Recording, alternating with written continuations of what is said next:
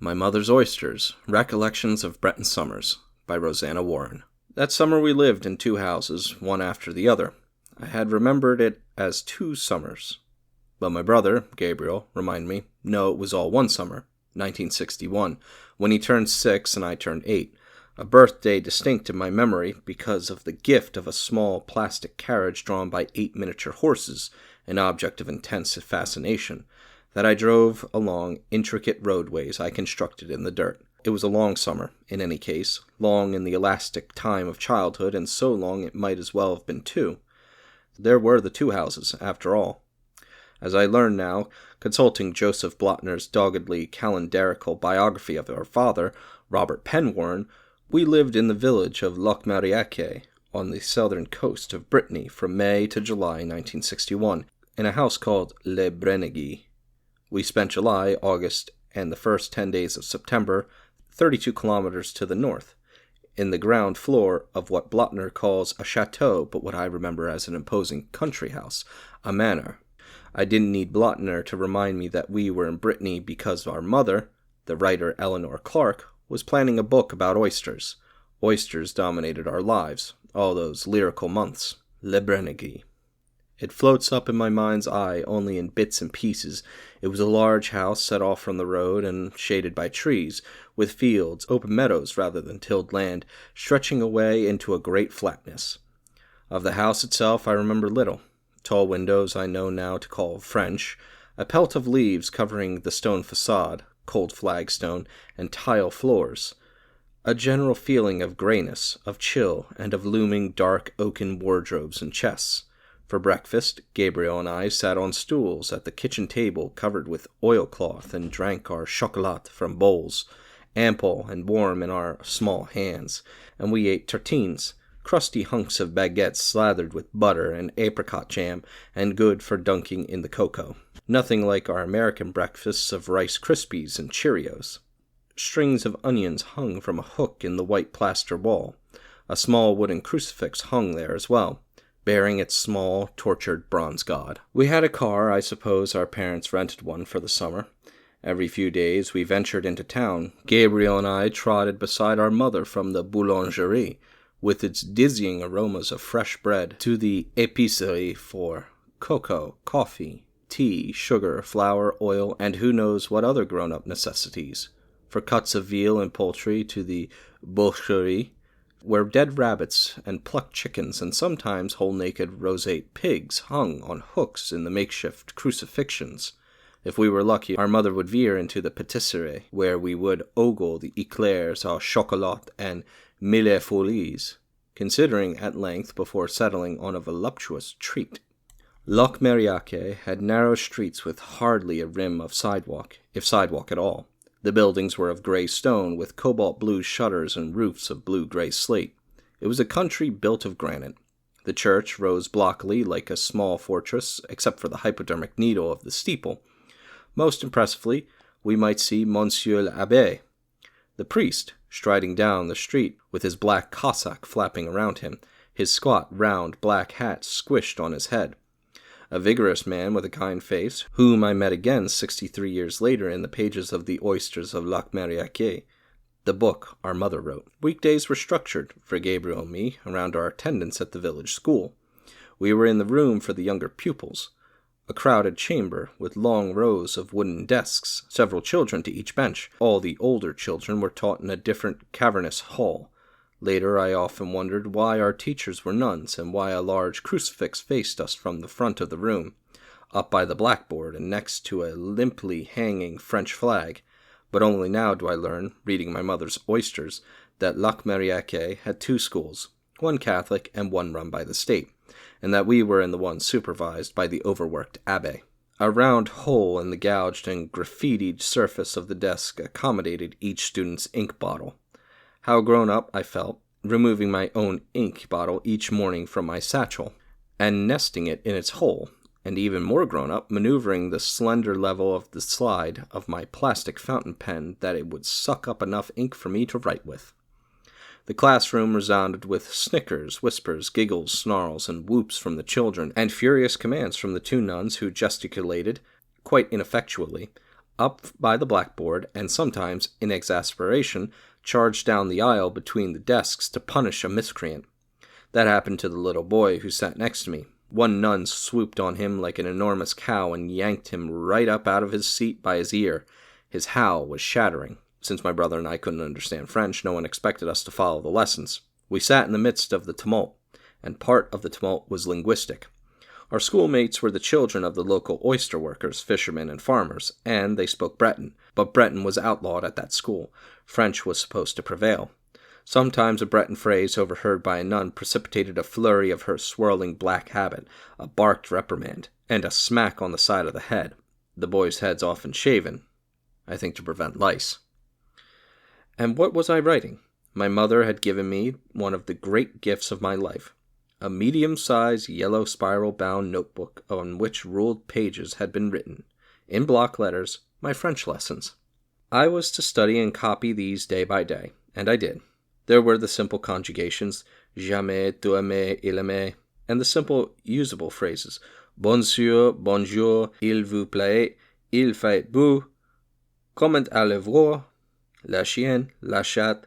I didn't know it then, but she was laying out the basic structure of reality, who did what, and to whom, and when, and she was introducing me to a language that would become my second home.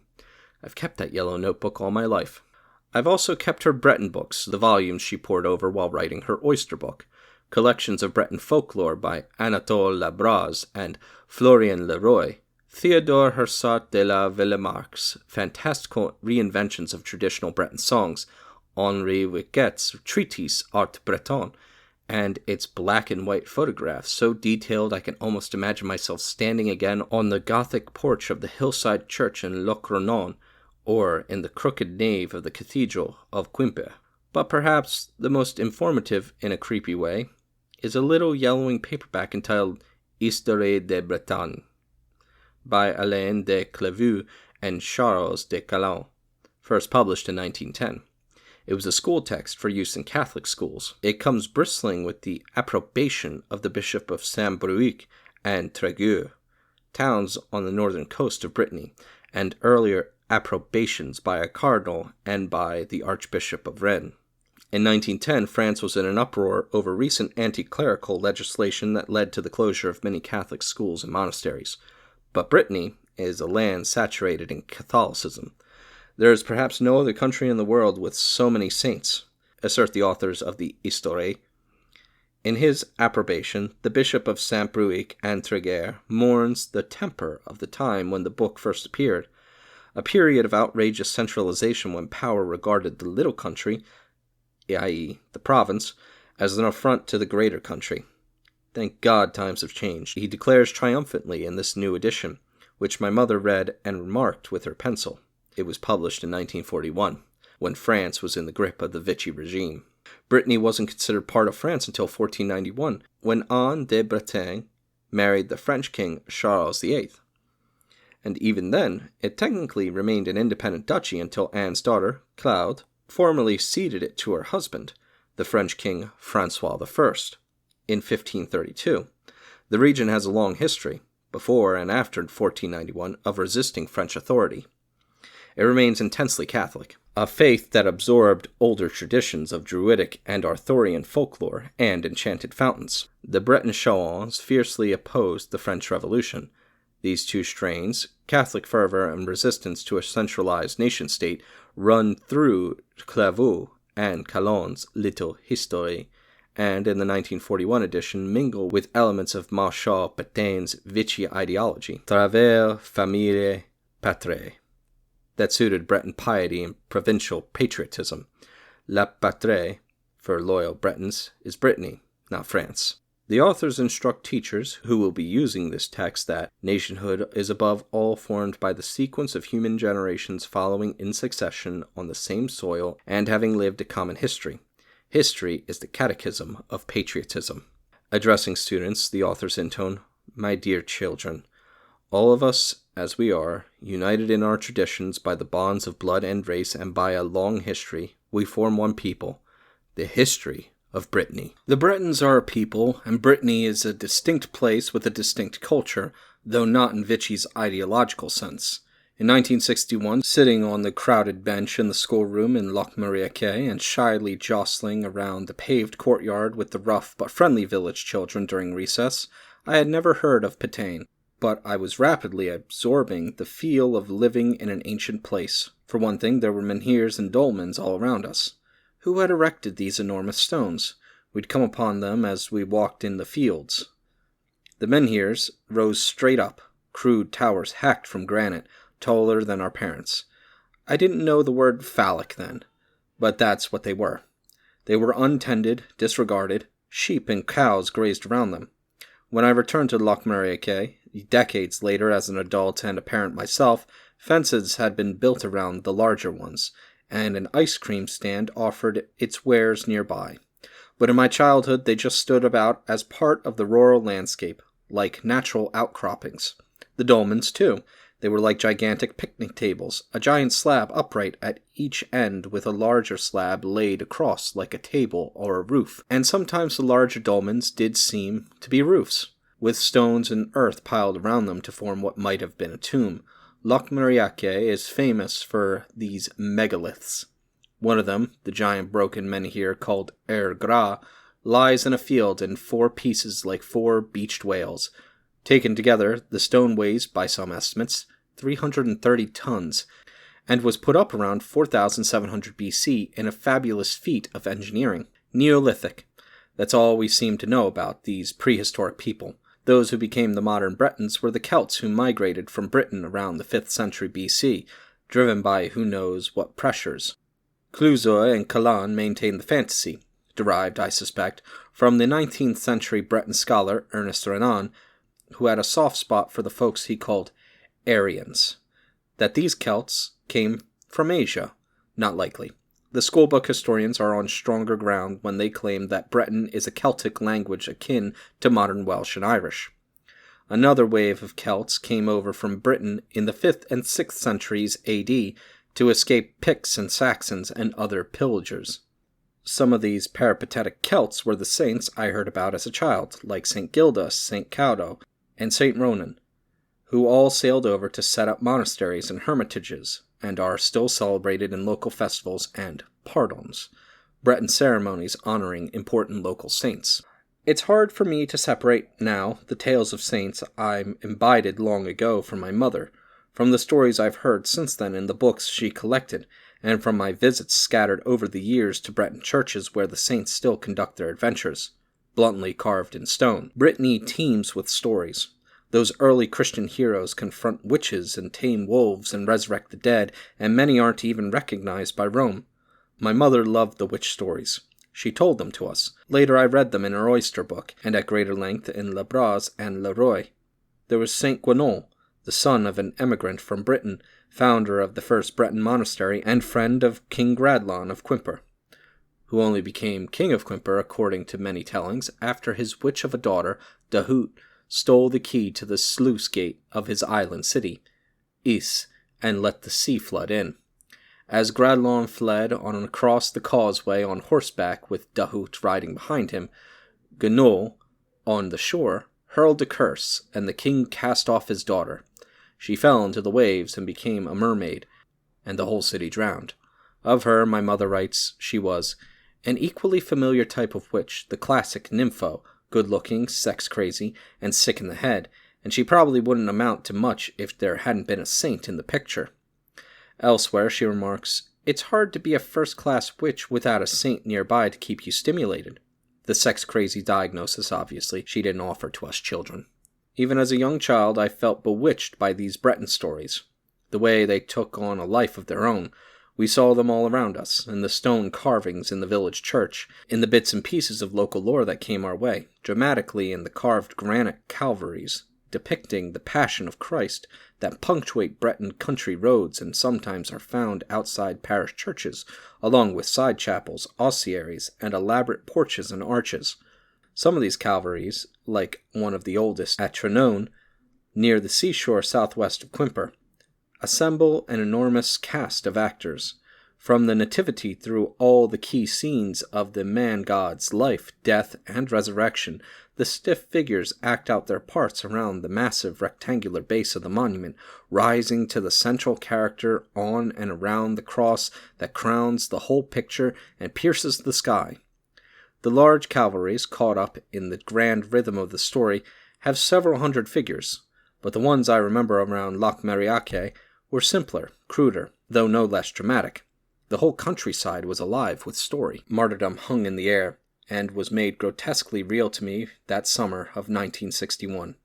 Brittany still remembers the savagery of the Civil War provoked by the French Revolution, like the mass drownings of Nantes of thousands of suspected royalists. I remember it too, in my own way. Saint Anne, the mother of the Virgin Mary, is one of the great patron saints of Brittany, more important in some ways than Mary herself, and her sanctuary is in Auray, several kilometers outside Lac Mariaque. The annual Pardon of St. Anne celebrates her in tremendous festival of bagpipes, prayers, dancing, cider, and crepes.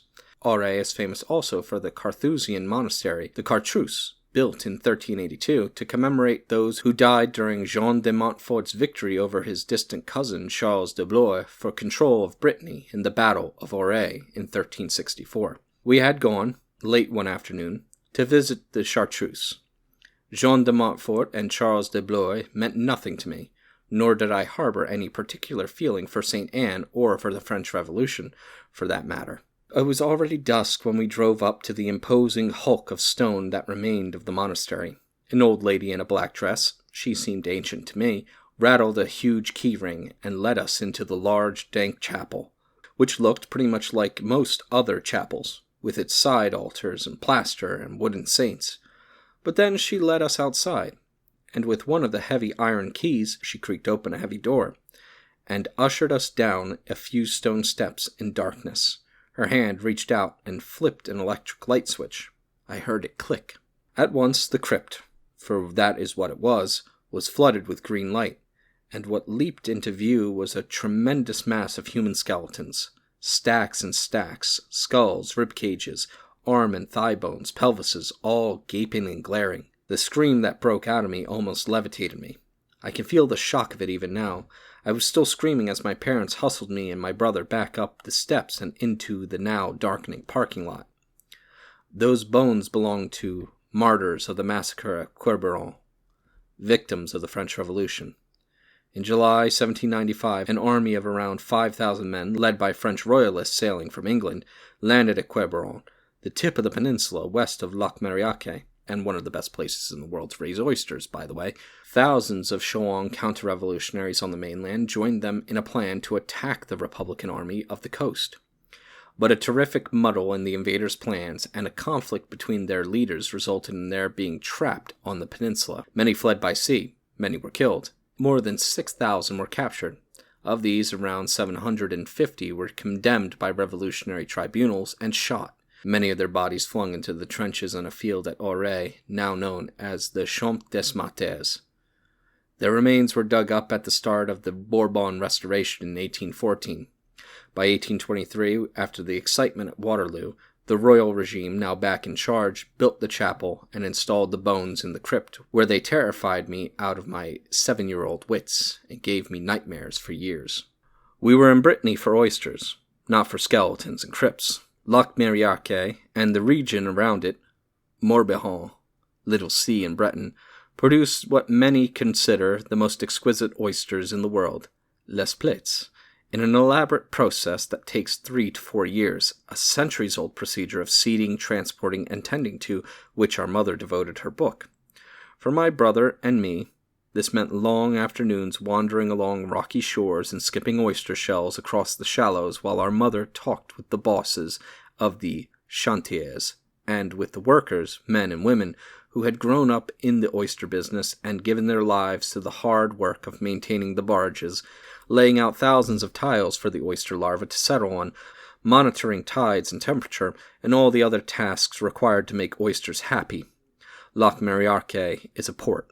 I'm probably mistaken, but it seems to me that most of the streets led to the waterfront with its cafes and its docks, its bustle of fishing boats, and, in the full swing of summer, small pleasure craft, sailboats, and motorboats. But the main business was oysters. The people we came to know in and around Lac Miriaque, the people who turn up in my mother's book, worked superhumanly hard, caring for children and gardens and elderly relatives, and at the same time laboring at the oyster farms or fishing, farming, or running small shops. But they also entertained themselves. We attended a pardon. It must have been for Saint Anne de Auray, of which all I recall is a large milling crowd of people in traditional costumes, especially the women with lace coifs on their heads, the small ones in Morbihan style, not the towering white columns from around Quimper. Most exciting, though, was the circus. This little enterprise came to town and plastered posters all over the walls. It was run and staffed by one family who set up their ring in the village square. We had seats on folding chairs right up against the border of the ring. A clown with a great red ball for a nose lurched around declaiming, in English, "To be or not to be," the first time I had heard those words. The father, in a black frock coat, cracked his whip at a mangy and irritated lion who eventually agreed to jump through a hoop. Then a dappled horse cantered around the ring with a young lady in a sequined leotard, one of the daughters, graciously standing on a tiptoe on its back. As the horse snorted its way past our seats, it lifted its tail and let fly a large greenish blob of manure right over the low barrier and into my lap. In July, we moved to the manor, the country house some 30 kilometers away. We had the whole ground floor. The owners, whoever they were, seemed to be away. We never saw them. I remember nothing about the interior, but I recall distinctly the tall stone facade, the gravel drive in front, the huge lawn sweeping down from the house to a tidal inlet filled, at low tide, with a pungent black mud called laveis. Laveis, our parents warned us, was dangerous. It could suck us in and swallow us. We were absolutely not to venture down the hill by ourselves. And I remember the forest. The house was surrounded by 50 acres of woods, beech, oak, chestnut, magnolia. That's where we took our exercise, long family walks in the afternoon. It was on one of those rambles that Gabriel leaned down to pick up what he thought was a piece of rusty iron. He was about to grasp it when it swiveled away into the bushes. Hullabaloo from our parents. He'd almost seized a viper. Between Laveis and the viper, life was beginning to feel dangerous, but also more interesting. Gabriel turned 6 that July, and I turned 8. Old enough, we thought, to survive. Many people didn't survive, we were gradually coming to see. Those skeletons in Auray. Now that school was out, our parents took us sometimes to an immense beach, not a tidal inlet.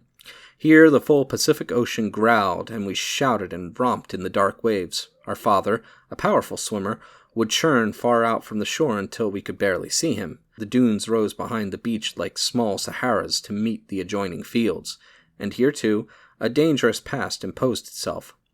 Along this mighty sweep of beach stationed at regular intervals brooded German pillboxes. These concrete bunkers, some as big as cottages, hunched over the shoreline. You could, if you were feeling brave, enter them through a passage in the rear, on the landward side. They were dark inside, and stank of urine. Paper trash and old bottles cluttered the way. Something evil had taken place here. We could tell from the grim way our parents looked at them and spoke of them.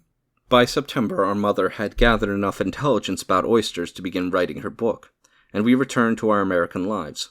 But it turns out that my impression of 2 Breton summers wasn't entirely wrong.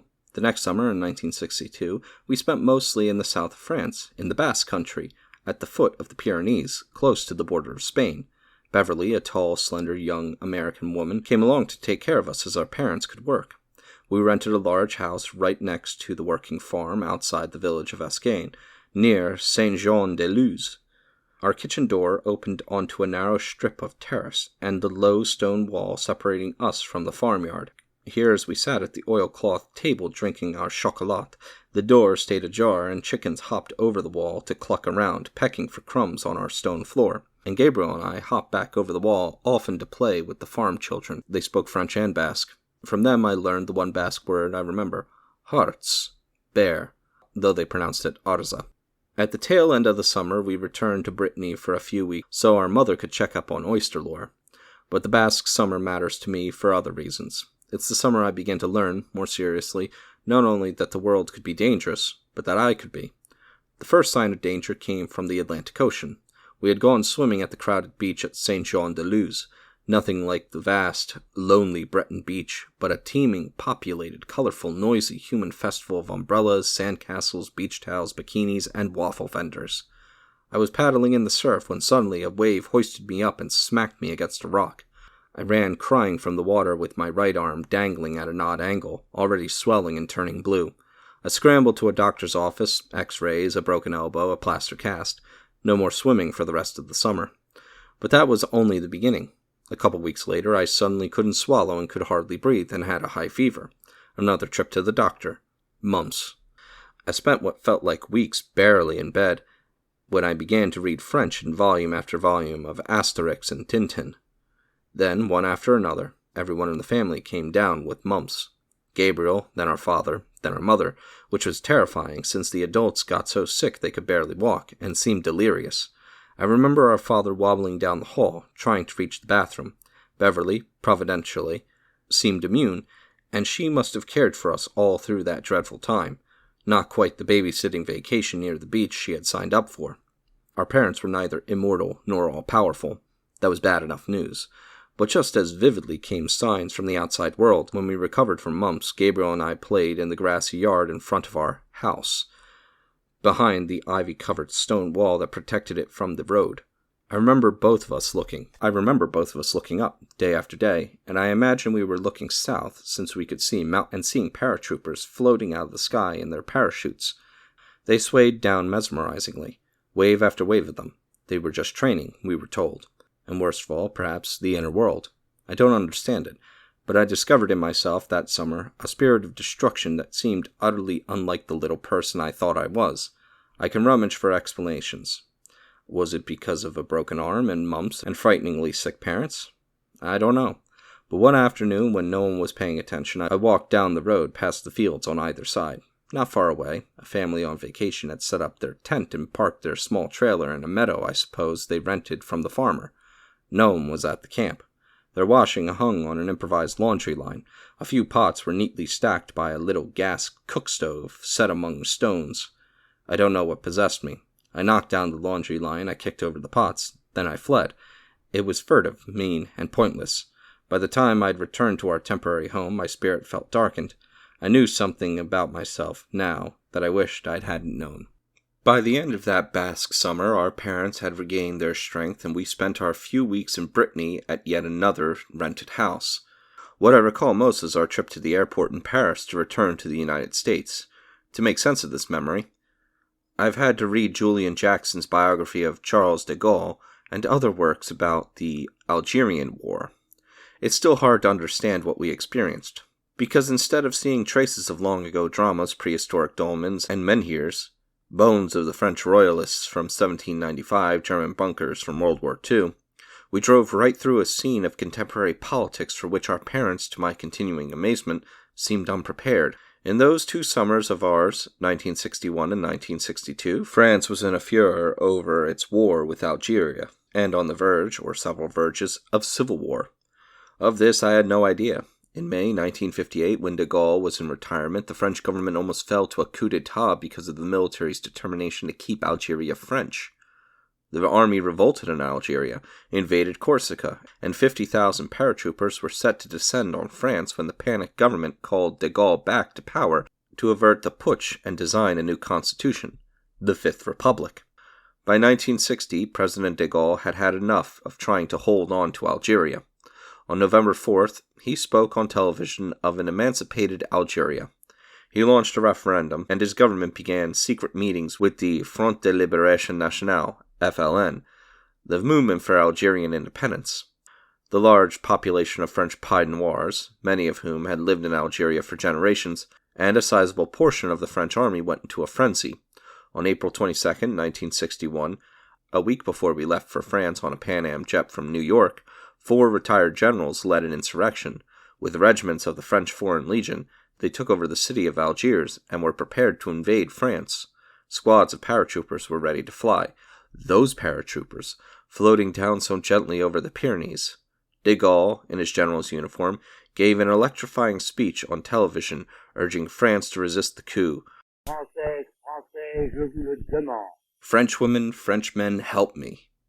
The coup collapsed, but all that summer while we played by the menhirs of Lac Mariake, the Algerian drama boiled. De Gaulle pursued talks with the FLN in Evian, and the unsuccessful French rebels had formed a radical group, the Organisation Armée Secrète, OAS, to spread terror in Algeria and in France. They almost managed to kill de Gaulle with a bomb on September 8, 1961, 2 days before we flew back to the United States. The FLN began shooting policemen in Paris. The Parisian police responded with a massacre of Algerians, attacking a peaceful demonstration and throwing as many as several hundred bodies into the Seine. To this day, no one seems to know exactly how many died. All that winter, the French government and the FLN negotiated in secret, and on March 18, 1962, an agreement was signed. A referendum was approved by 91% of French voters. In July 1962, while we suffered from the mumps in Ascagne, Algeria became an independent nation. And all hell broke loose. The OAS murdered more Algerians. Pro-independence Algerians murdered Pied Noirs.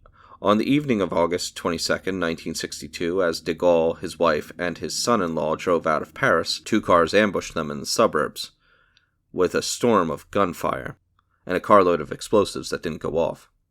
It seemed miraculous that no one was killed or even wounded. And where were we?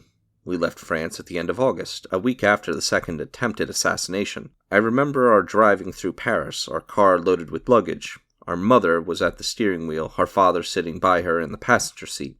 She was normally a good driver, but she must have been nervous, as the car kept bucking and stalling. Our father murmured something helpful. "God damn it, I'm driving," she shot back. Beverly, Gabriel, and I were crammed in the back seat. What strikes me most looking back, the stone-faced soldiers lining the streets holding machine guns, olive green military jeeps. I've peered into the online archives of Le Monde for those dates. There's the story of the attack on de Gaulle, but nothing about the soldiers in the streets. Still, with the OAS on the warpath, maybe it was normal to have soldiers on the alert. The scene is imprinted in my memory, but I remembered nothing else about our journey home. My mother's book, The Oysters of Lac Mariake, came out in 1964 and won the National Book Award. It's a story about oysters, yes, but when I look into an open oyster, and I have learned to eat them, even North American oysters, centuries come tumbling out. From the mother-of-pearl gleam of the inner shell and the goblet of sea flesh with its black, lacy fringe rise druids and crucifixes, saints and wars and revolution, shoans and machine guns, as well as gardens and bowls of hot cocoa, and the disquieting knowledge that I, too, carry wars within me.